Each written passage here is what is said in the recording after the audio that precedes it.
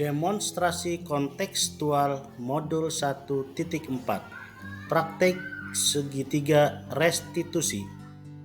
Fasilitator Ibu Rena Nurmaya. Pengajar praktek Ibu Trisnawati. Saya Asep Sadikin, SMK Negeri 6 Pandeglang, CGP Angkatan 9, Kabupaten Pandeglang, Provinsi Banten.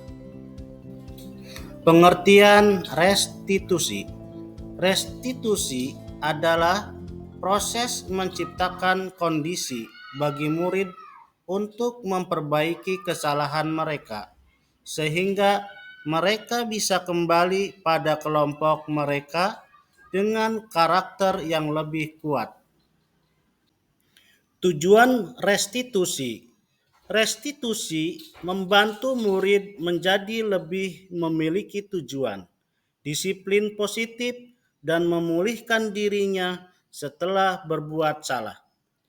Penekanannya bukanlah pada bagaimana berperilaku untuk menyenangkan orang lain atau menghindari ketidaknyamanan, namun tujuannya adalah menjadi orang yang menghargai nilai-nilai kebajikan yang mereka percayai. Restitusi dianggap mampu memecahkan masalah peserta didik karena memiliki ciri-ciri sebagai berikut. Pertama, restitusi bukan untuk menebus kesalahan, namun untuk belajar dari kesalahan. Kedua, restitusi memperbaiki hubungan. Ketiga, restitusi adalah tawaran, bukan paksaan. Keempat, restitusi menuntun untuk melihat ke dalam diri. Kelima, restitusi mencari kebutuhan dasar yang mendasari tindakan.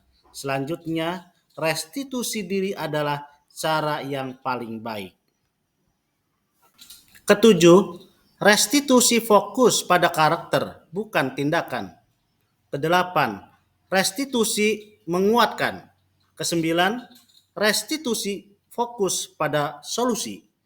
Dan terakhir, restitusi mengembalikan murid yang berbuat salah pada kelompoknya. Segitiga restitusi adalah suatu proses dialog yang dijalankan oleh guru atau orang tua agar dapat menghasilkan murid yang mandiri dan bertanggung jawab. Kita lihat di sini ada segitiga restitusi. Yang paling pertama adalah menstabilkan identitas, selanjutnya validasi tindakan yang salah, dan yang terakhir menanyakan keyakinan. Marilah kita lihat skenario kasus 1.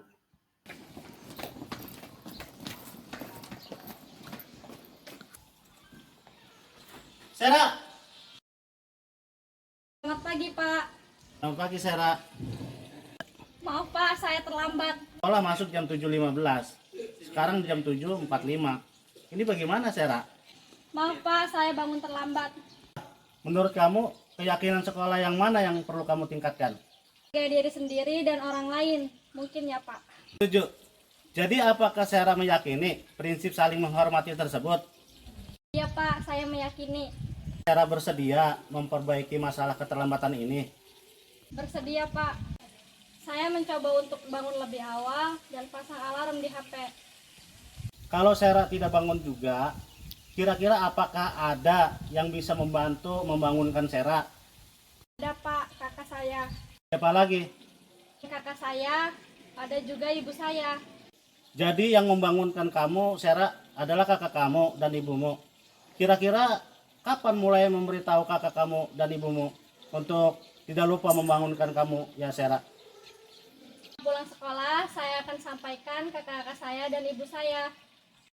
Sera akan bangun lebih awal mulai besok pagi dan akan diingatkan oleh kakak kamu dan ibu kamu, ya. Ada lagi yang akan dilakukan Sera agar kamu tidak terlambat bangun lagi? Tidak ada, Pak. Terima kasih atas kerjasamanya. Sekarang silakan masuk kelas untuk belajar.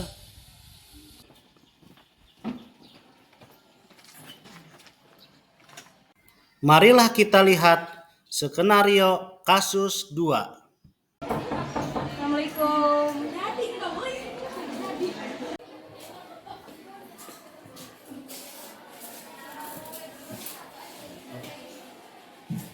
Tapi tahu kenapa dipanggil di sini?